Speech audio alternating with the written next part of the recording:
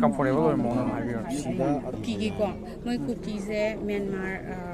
Myanmar da koi crisis helakpado Myanmar da moi internet problem to rapasida ne ko moi PDF haiba kangu mo form to eba ko adu PDF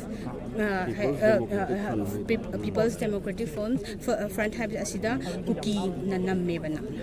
myam lei ba ko na haidi chin cookie adu cookie ada cookie myam lei ri ba ko adu to moi sina kamain to ke hairaga da moi gi meeting ja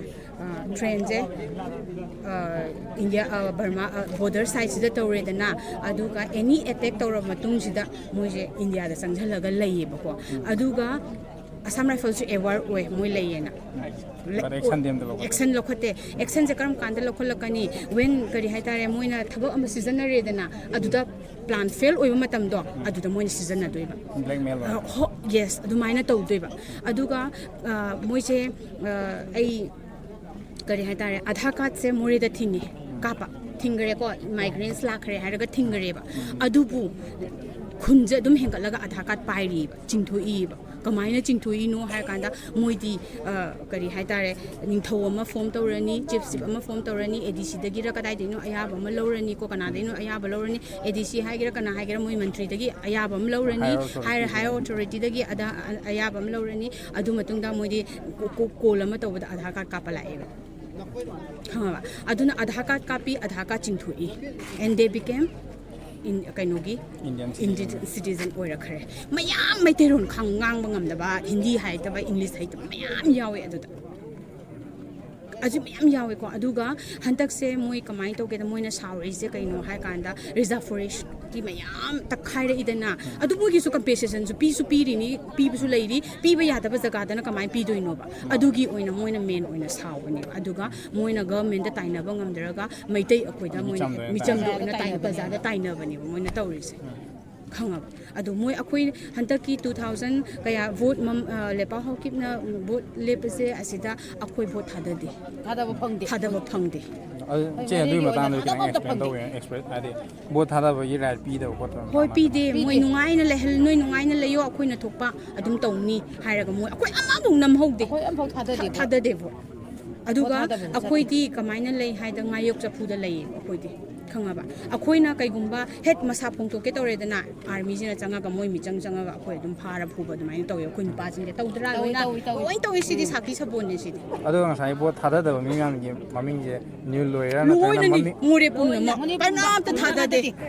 kanam ta voter gi masing di count over yaw gi vote count di yawm bra loi yaw dui ni loi yaw rabani akoi thada de akoi yaw den akoi yaw den vote kamai kari no ai vote ne thada ba song cha te song phang de thada de aduna sigi boina kari haitare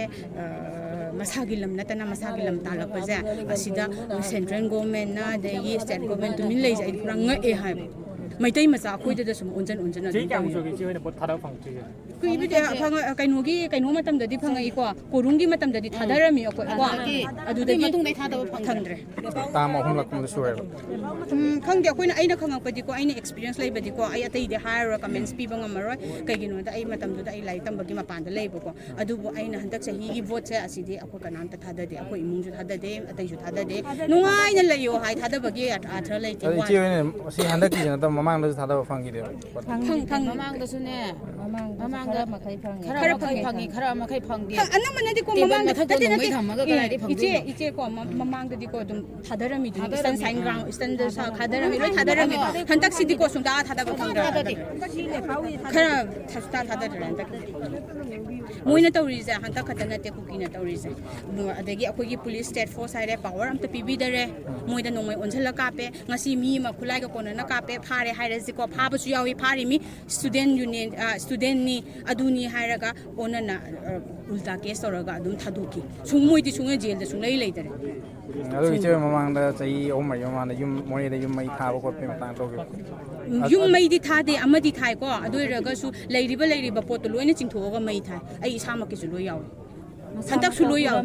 ꯂꯣꯏꯅ ꯑꯩꯐꯥꯎꯗ ꯐꯨꯔꯝꯃꯤꯗꯤ ꯃꯣꯏꯅ ꯑꯗꯣ ꯍꯟꯗꯛꯀꯤ ꯁꯨꯃꯥꯏꯅ ꯋꯔꯁ ꯑꯣꯏꯕ incident ꯅꯠꯇ꯭ꯔꯒꯁꯨ ꯃꯃꯥꯡꯗ ꯁꯤꯁꯤꯅ this is ꯋꯔꯁꯂꯤ ꯏꯐꯦꯛꯇꯦꯠ ꯀꯣ ꯑꯗꯨꯒ ꯈ꯭ꯋꯥꯏꯗꯒꯤ ꯑꯀꯤꯕ ꯆꯝꯊꯤꯕ ꯈ꯭ꯋꯥꯏꯗꯒꯤ ꯀꯔꯤ ꯍꯥꯏ ꯇꯨꯖꯨꯡꯕ ꯊꯕꯛꯅꯦꯕ ꯃꯣꯏꯅ ꯇꯧꯔꯤꯁꯦ ꯁꯤꯒꯤ ꯃꯃꯥꯡꯗ ꯁꯤꯒꯨꯝꯕ ꯏꯟꯁꯤꯗꯦꯟꯗꯤ ꯈꯔꯗꯤ ꯌꯥꯎꯕ꯭ꯔꯥ ꯌꯥꯎꯋꯦ ꯑꯩꯈꯣꯏ ꯁꯐꯔ ꯑꯩꯈꯣꯏ ꯀꯨꯀꯤꯅꯅꯦ ꯑꯩꯈꯣꯏꯁꯦ ꯀꯨꯀꯤꯅ ꯅꯝꯊꯔꯒ ꯂꯩꯌꯦꯕ ꯑꯁꯦꯡꯕ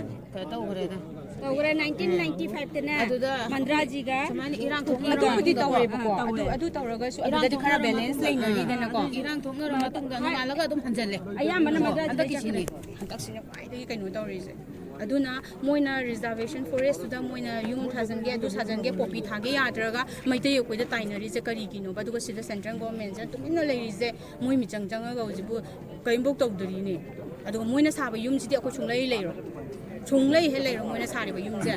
ꯑꯁꯨꯃꯥꯏꯅꯅꯦ ꯃꯣꯔꯦꯗ ꯄꯥꯈꯟ ꯇꯧꯔꯒ ꯁꯥꯔꯒ ꯁꯦꯀꯨꯔꯤꯇꯤ ꯄꯤꯔꯒ ꯑꯩꯈꯣꯏ ꯄꯨꯔꯥ ꯐꯨꯜ ꯄꯋꯥꯔ ꯄꯤꯔꯒ ꯂꯩꯍꯜꯂꯣ ꯑꯗꯨꯁꯨ ꯁꯦꯟꯇ꯭ꯔꯦꯜꯒꯤ ꯐꯣꯔꯁ ꯅꯠꯇꯕꯗ ꯑꯩꯈꯣꯏꯒꯤ ꯁ꯭ꯇꯦꯠꯀꯤꯗ ꯑꯗꯨ ꯍꯧꯖꯤꯛ ꯌꯦꯡꯉꯣ ꯇꯦꯛꯅꯣꯄꯜꯗ ꯉꯔꯥꯡ ꯅꯍꯥꯟꯗꯒꯤ ꯆꯪꯕꯗꯣ ꯍꯧꯖꯤꯛꯁꯨ ꯄꯜꯂ ꯂꯩꯔꯤ ꯀꯔꯤꯅꯣꯕ ꯇꯧꯗꯣꯏꯁꯦ ꯁꯤ ꯄꯋꯥꯔ ꯀꯔꯤꯅꯣꯕ ꯁꯤ ꯒꯣꯔꯃꯦꯟꯒꯤ ꯑꯣꯊꯣꯔꯤꯇꯤꯐꯥꯎꯗ ꯄꯋꯥꯔ ꯌꯨꯁ ꯇꯧꯕ ꯉꯝꯗ꯭ꯔꯦ ꯉꯝꯗ꯭ꯔꯦ ꯌꯦꯡꯉꯣ ꯀꯔꯤꯅꯣꯕ ꯇꯧꯗꯣꯏꯁꯦ ꯑꯩꯈꯣꯏ ꯃꯤꯆꯝ ꯄ꯭ꯔꯖꯥꯗ ꯑꯩꯈꯣꯏ ꯀꯔꯤꯅꯣ ꯑꯗꯨ ꯃꯣꯏ ꯀꯨꯀꯤꯗ ꯂꯣꯏ ꯄꯤꯊꯣꯛꯑꯒꯦ ꯍꯥꯏꯖꯥꯠꯂꯕ ꯑꯗꯣ ꯏꯆꯦ ꯑꯣꯏꯅ ꯍꯧꯖꯤꯛ ꯃꯦꯟ ꯑꯣꯏꯅ ꯑꯩꯈꯣꯏꯒꯤ ꯑꯦꯅꯤ ꯃꯅꯤꯄꯨꯔ ꯒꯣꯔꯃꯦꯟꯗ ꯑꯣꯏꯔꯣ ꯁꯦꯟꯇ꯭ꯔꯦꯜ ꯒꯣꯔꯃꯦꯟꯗ ꯑꯣꯏꯔꯣ ꯈ꯭ꯋꯥꯏꯗꯒꯤ ꯃꯣꯁꯂꯤ ꯀꯝꯄ꯭ꯂꯦꯟ ꯇꯧꯅꯤꯡꯉꯦꯕ ꯈ꯭ꯋꯥꯏꯗꯒꯤ ꯍꯥꯏꯅꯤꯡꯉꯤꯕ ꯄꯣꯠꯁꯦ ꯀꯃꯟꯒꯤ ꯑꯣꯏꯕ ꯄꯣꯠꯁꯦ ꯀꯩꯅꯦ ꯑꯩꯈꯣꯏꯅ ꯍꯥꯏꯅꯤꯡꯉꯤꯁꯦꯀꯣ ꯃꯩꯇꯩ ꯑꯩꯈꯣꯏꯗ ꯃꯣꯏꯅ ꯑꯦꯇꯦꯛ ꯇꯧꯔꯛꯄꯅꯤ ꯍꯧꯖꯤꯛꯁꯨ ꯍꯥꯏꯈꯔꯦꯀꯣ ꯑꯗꯨ ꯑꯣꯏꯇꯥꯔꯗꯤ